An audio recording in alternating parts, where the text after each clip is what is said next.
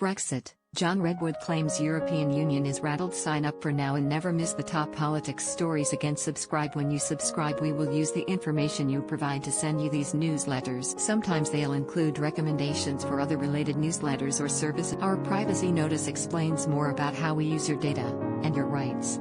You can unsubscribe at any. Robert Toombs, the renowned British historian, made the parallel while commenting on the undemocratic framework the EU works under. It came as the bloc rushed to reverse the potentially devastating decision to thwart the UK's vaccination programme and cut off its AstraZeneca vaccine doses, leaving the European President Commission Ursula von der Leyen, along with other leading Brussels figures, quickly passed through the European Parliament legislation that effectively erected a hard border on the island of Ireland following the vaccine crisis, furthering an already tense political situation. She reversed the EU's decision after a tense call with Prime Minister Boris Johnson last weekend. However, many commented that the damage had been done, as even in the UK, for the first time in years, the consensus was overwhelmingly against the bloc.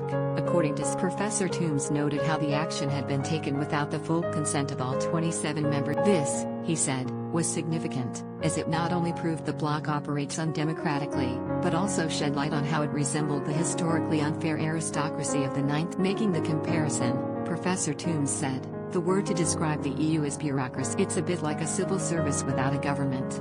It has a parliament, but it's essentially a facade. It doesn't sign things or choose who governs Europe." People who defend it say, "Ah yes, but all the governments are democratic and the governments meet together. But when they meet, they cease to be democratic in the sense that they cease to be unaccountable because there is no opposition." Trending, there's no way in which things can be devoted and people can make their voice heard because they don't know. It's just really a bureaucracy, and actually like Europe in the early 9th century when the continent was essentially run by aristocrats. So aristocrats, dukes and counts and princes would meet together and make decisions, and the people wouldn't be consulted because the people didn't have any rights. It is a bit like the aristocracy in 9th century Europe largely made up the population of cities as industrialization brought urbanization, which in turn concentrated wealth to those areas. These cities took on more and more political power and significance, similar to the heavily political cities in Europe and Britain today: London, Paris, Berlin, Madrid, Moscow and more. As late as the early 900s, the aristocracy,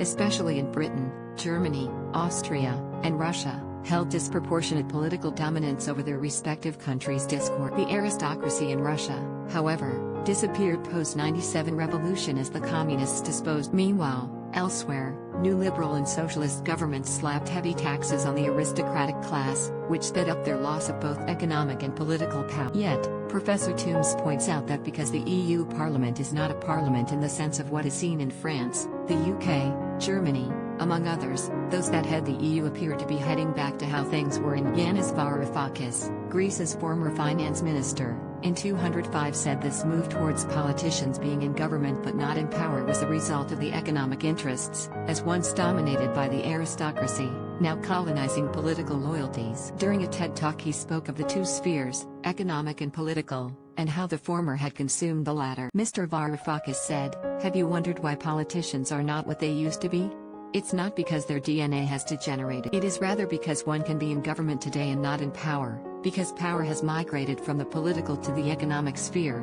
The elite aristocratic groups of Europe often came together for grand parties and to discuss, as Professor Toombs mentioned, ways to govern their countries and protect their own interests while simultaneously working harmoniously. A common topic was war and belligerence, mainly how to avoid it while maintaining relevance in Europe. One of the EU's Brexit negotiators, Guy Verhofstadt, has in recent years been aligned with this theme of urging EU nations to stick together. In a 209 speech given to a crowd in Maastricht, the Netherlands, Mr. Verhofstadt set out his vision of tomorrow's world, one that was filled with empires. He said, "The world of tomorrow will be totally different from it will be a world dominated by empires like China, India, the US, the Russia. It will be a world in which our standards, our way of living, our values, our way of thinking will be under threat by these empires. That's why we need to create a strong Europe, a united Europe as a counterweight, and for that we need also a new political force in the EU and in the European debate." While many welcomed the speech, others noted the dangerous precedent the former Belgian Prime Minister might set in the face of global power. Professor Toombs mentioned that the Brexit debate had in part been characterized by Brexiteers holding a nostalgia for the past,